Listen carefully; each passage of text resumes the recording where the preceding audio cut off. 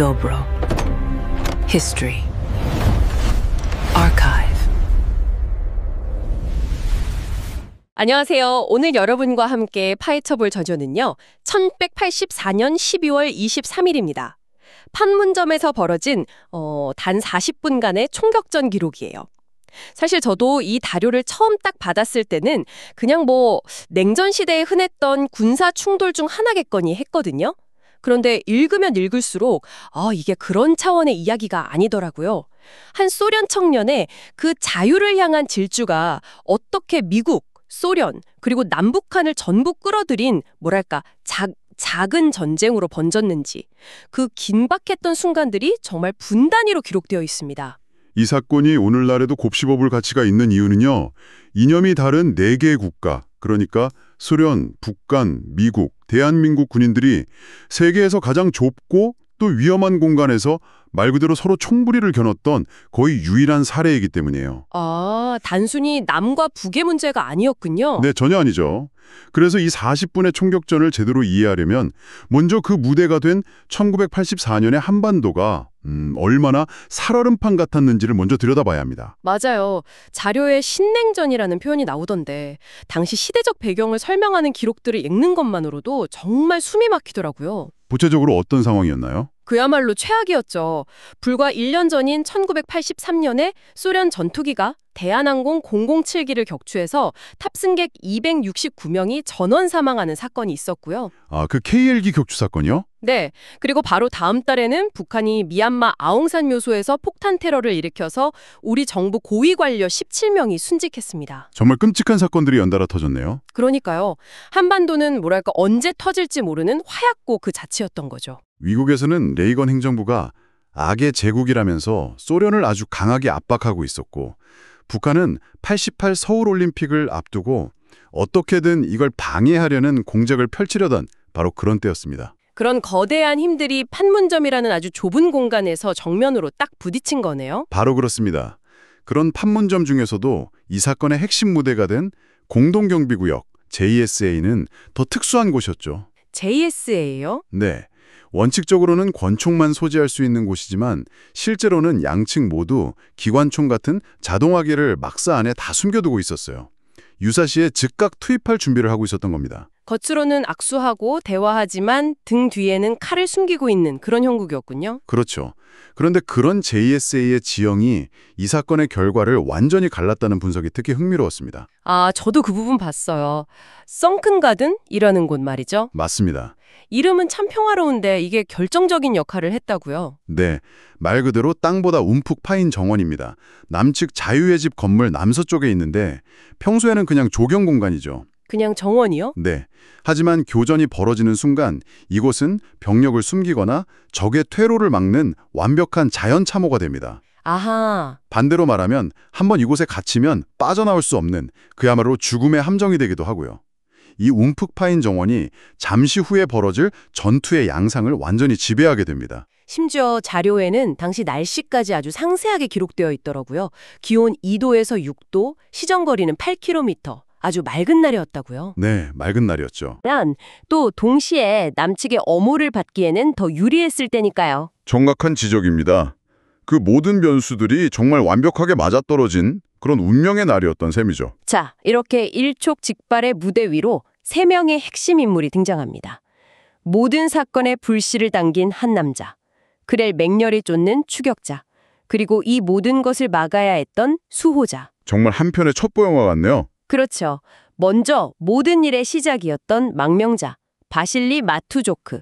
이 사람은 대체 어떤 인물이었을까요? 당시 22살이었고요.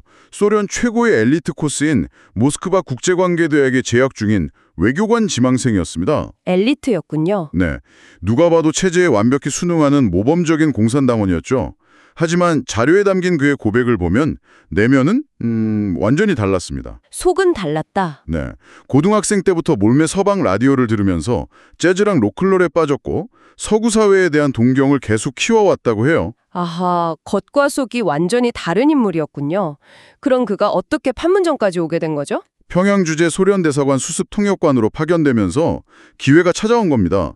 외부와 철저히 차단된 평양에서 유일하게 남쪽을 엿볼 수 있는 창구가 바로 판문점 단체 관봉이었던 거죠. 아하, 그거였군요. 그는 이게 일생일대의 기회임을 직감하고 무려 2년 동안이나 치밀하게 망명을 준비합니다. 2년이나요? 우발적인 탈출이 아니었네요. 전혀 아니었습니다. 영어를 거의 못했던 그는 독학으로 영어를 공부하면서 오직 두 문장만 연습했다고요. Help me, 그리고 cover me. 도와달라, 엄호해달라. 네, 자신의 생존에 필요한 가장 핵심적인 말을 정말 수천 번 연습하면서 완벽하게 준비한 거죠. 그를 막으려던 추격자, 북한군 측 인물도 아주 강렬합니다. 자료에 미친 개, 매드도그라는 별명으로 기록된 박철중이. 이건 유엔군 측에서 붙인 별명인가요? 그렇습니다. 그런데 그럴 만한 이유가 있었어요. 이 박철이라는 인물은 바로 1976년 미군 장교 2명을 도끼로 잔인하게 살해했던 판문점 도끼 만행 사건을 현장에서 지휘했던 장본인입니다. 잠깐만요. 바로 그 도끼 만행 사건의 주범이 이 총격전을 지휘했다고요? 네, 바로 그 사람입니다. 와, 이건 정말 충격적인데요. 이건 단순히 우발적인 월경이 아니라 애초에 폭력적인 충돌을 불사하겠다는 그 지휘관의 성향이 그대로 반영된 사건이라고 봐야겠네요. 바로 그 점이 핵심입니다.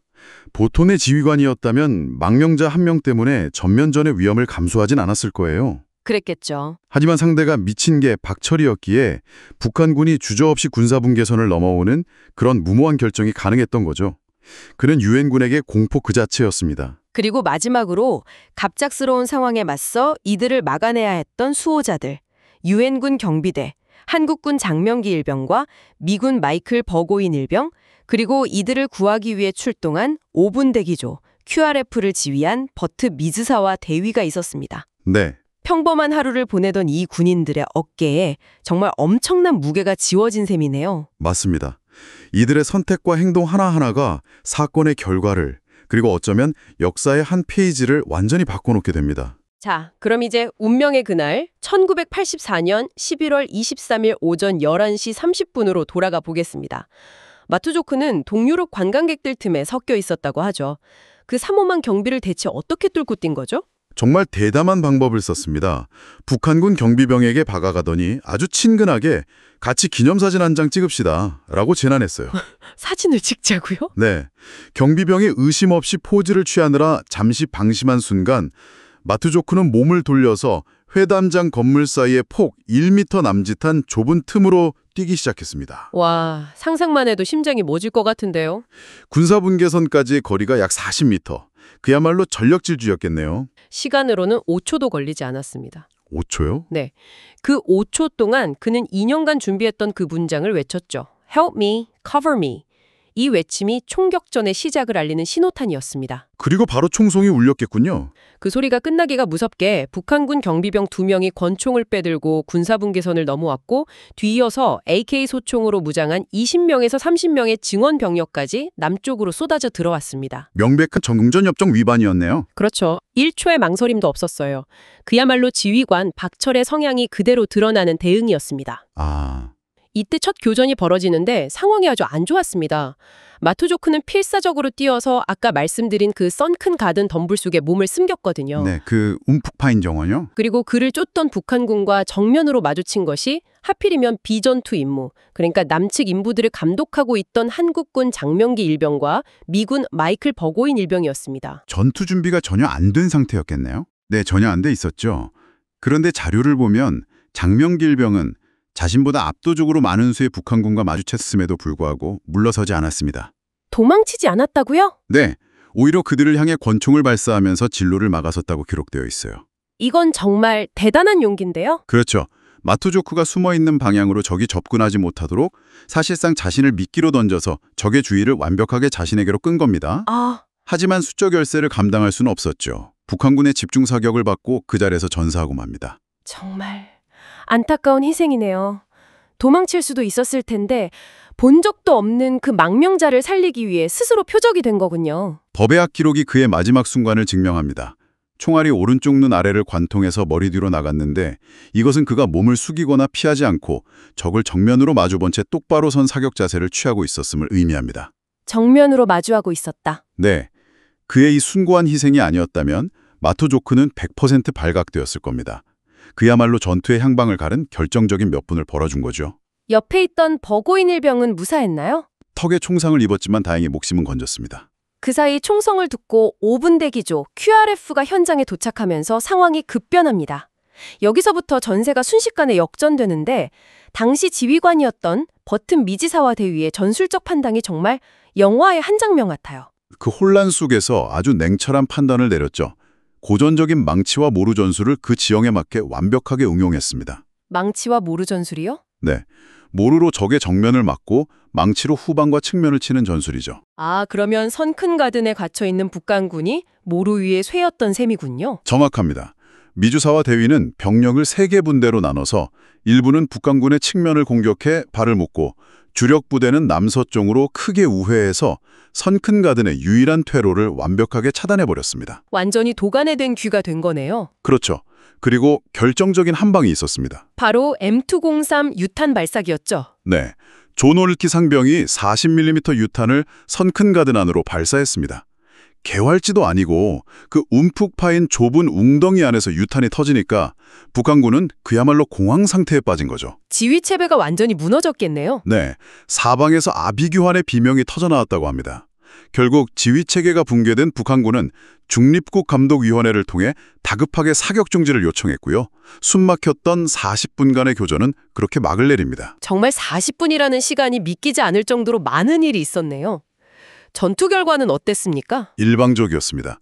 유엔군 측은 장명기 상병 1명 전사, 미군 1명 부상에 그쳤지만 북한군 측의 공식 발표는 3명 사망, 5명 부상이었습니다. 공식 발표는요? 네, 하지만 당시 현장에 남겨진 대량의 혈흔이나 버려진 장비들, 그리고 미군 측의 증언을 종합해 볼 때 실제 사망자는 최소 8명 이상일 것으로 추정됩니다. 무모하게 군사분계선을 넘은 그 박철의 오판, 그리고 선큰가든이라는 지형을 완벽하게 활용한 미즈사와 대위의 전술적 우위가 만들어낸 결과라고 할 수 있겠군요. 바로 그렇죠.